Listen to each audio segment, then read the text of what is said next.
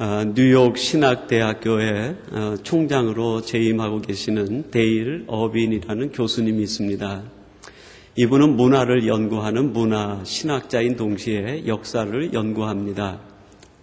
그런데 그분이 현대를 가리켜서 3S의 시대다라고 정의를 내렸습니다. 그리고 오늘날 많은 현대인들이 이 세 가지 S에 중독이 되어 있다, 그렇게 표현을 했습니다.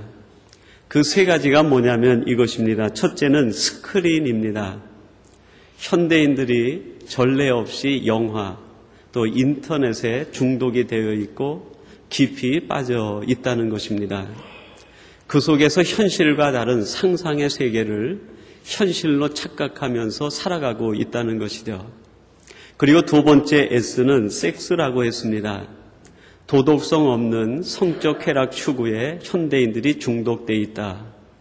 그리고 세 번째가 스포츠라고 했습니다. 광적인 이 스포츠에 대한 열광은 거의 종교적 수준에 이르고 있다고 그렇게 지적을 했습니다. 그러면 도대체 현대인들이 3S에 중독이 되어 있고 현대의 수많은 사람들이 이것에 열광하는 까닭과 이유가 무엇인가? 지난 2002년 한국에서 월드컵 축구가 있었을 때 한국은 전례 없는 그 응원단으로 세계를 깜짝 놀라게 했습니다. 그 경기가 끝난 뒤에 삼성연구소에서 도대체 이 한 민족이 이 스포츠에 왜 이렇게 열광하는지 그거를 문화 심리적인 측면에서 분석을 했습니다. 그리고 그 결과를 이렇게 발표를 했습니다. 10대와 20대는 자율성이 마비된 교육 현실에서 도피하기 위하여 열광한다. 자율성 없는 교육 현실에서 도피하기 위하여 학생들이 이 3S에 열광한다는 것이죠. 그리고 30대와 40대는 빈익빈 부익부에 해결되지 않는 경제 현실에서 도피하기 위하여 열광한다. 그것에 중독이 되어 있다는 것입니다. 한국에서 내 집 마련에 그것은 말 그대로 꿈으로 그렇게 돼버리고 말지 않았습니까? 해결되지 않는 경제 현실, 거기에서 도피하기 위하여 이러한 것들에 중독이 되고 빠져든다는 것이죠. 그리고 50대와 60대는 신뢰를 잃어버린 정치, 사회적인 현실에서 도피하기 위하여 이런 것에 열광한다. 그렇게 결론을 지었습니다. 요약한다고 하면 현실 도피라고 할 수 있겠습니다.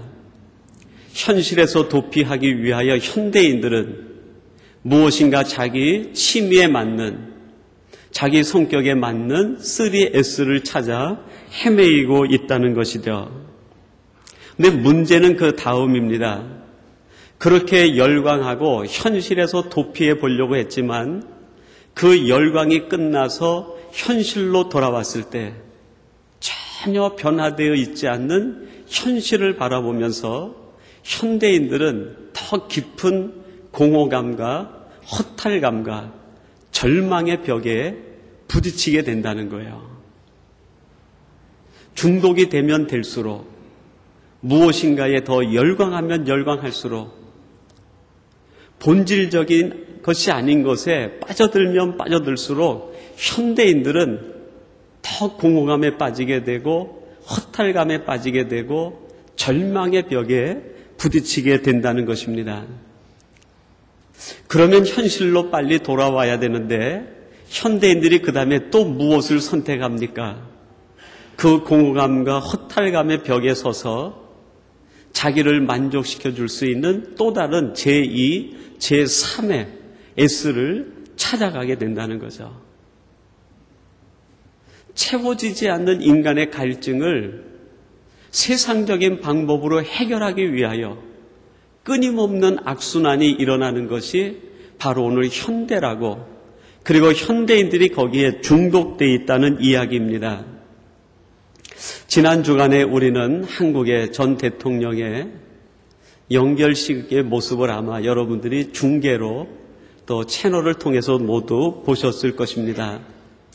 저도 그 내용을 보면서 이 말이 의미해주고 있는 바와 같은 모습을 또 새롭게 느낄 수 있었습니다. 그 서울 경복궁에 마련된 영결식장에서 수만 명의 그 서울에 있는 조문객들이 운집해 있는데요. 사람으로 보이지가 않더라고요. 헬리콥터에서 촬영을 한 것을 TV 채널로 보내주는데 정말 그 개미들이 모여 있는 것 같아요. 그리고 영결식이 끝나고 군중들 사이로 그 영구차가 쭉 지나간 다음이었습니다. 그 영구차가 빠져나간 다음에 거기에 모여 있었던 수십만의 사람들이 한순간에 방향을 잃어버리고 확 섞여버리더라고요. 조금 전까지는 질서가 있는 것 같았는데 그 영구차가 빠져나간과 동시에 그 수십만의 사람들이 서울역에서부터 종로까지 광화문 전체 거리에 운집해 있는 사람들이 한 번에 섞여버리더라고요. 방향을 잃어버리는 거예요. 그걸 보는 순간에 제 마음에 왈칵 눈물이 솟구치더라고요. 아, 이들이 공허하구나. 이들이 허탈하구나. 탈출구가 없구나. 이 시대 사람들이 비상구가 없구나. 어디로 가야 되는지 그 길을 찾지 못하는구나. 그 모습을 보는 순간 목회자의 입장에서 가슴이 미어지더라고요. 우리 장로님 오늘 기도하실 때에도 제 마음 같으셨는지 이 백성들이 하나님의 말씀으로 길을 찾게 해달라고 그렇게 기도말에 섞여 있는 걸 제가 들었는데요. 그거를 보면서 말씀을 준비하고 있던 터라 제 생각 속에 그런 생각이 들어왔습니다. 이 백성들에게, 현대인들에게 그들의 자극을 만족시켜줄 3S가 필요한 것이 아니라 오직 하나의 S가 필요하구나. 오직 하나의 S. 여러분, 그게 무엇이겠습니까? The Holy Spirit. 성령이 필요한 거 아니겠어요? 세상에 있는 S들은 우리들을 계속 영적으로 갈증을 느끼게 하지만 성령님이 우리 안에 들어오시면 그분의 능력이 우리의 공허를 채워주시고 우리의 허탈을 채워주시고 절망의 벽을 뛰어넘을 수 있는 능력을 주시는 분이 성령님 아니십니까? 창세기 1장 2절에선 이런 말씀을 합니다. 땅이 혼돈하고 공허하며 흑암이 깊음 위에 있고 하나님의 신은 수면에 운행하시니라 그랬습니다. 땅이 공허하다. 땅이라는 말이 히브리어 원문으로는 아담아라는 말입니다. 거기에서 인간이라는 아담이라는 말이 나왔어요. 아담. 땅이 공허하다. 아담아가 공허하다. 무슨 뜻입니까? 인간의 본질은 영원히 공허한 거예요. 사람은요, 영원히 허탈합니다. 우리 인생은 영원히 절망의 벽에 부딪힐 수밖에 없는 거예요. 인간의 본질이 그렇고 사람이 그런 거예요. 인생 자체가 공허며 허탈이에요. 전부가 그거예요. 그런데 창세기 1장 2절 마지막에 뭐라고 말씀합니까? 그 위에 하나님의 신이 운행하시더라.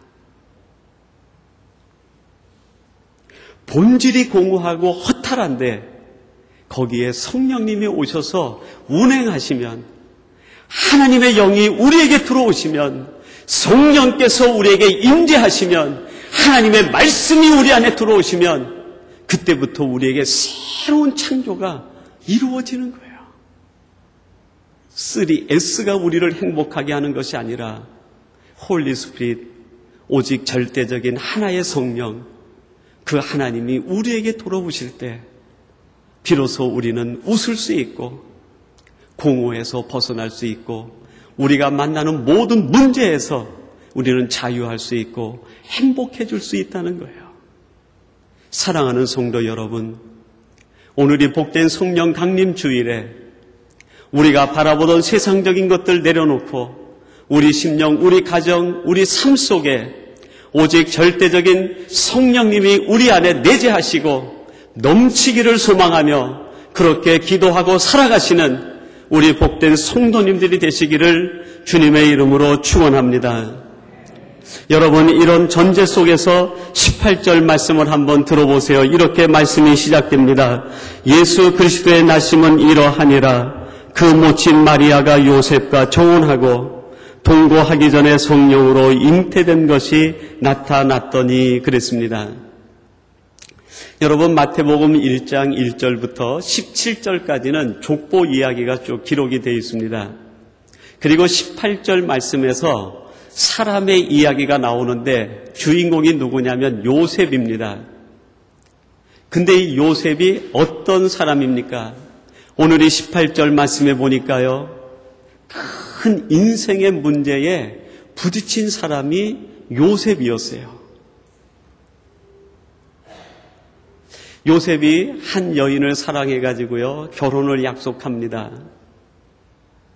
그리고 결혼하기 전에 서로 정혼을 하고 사랑을 약속한 거예요.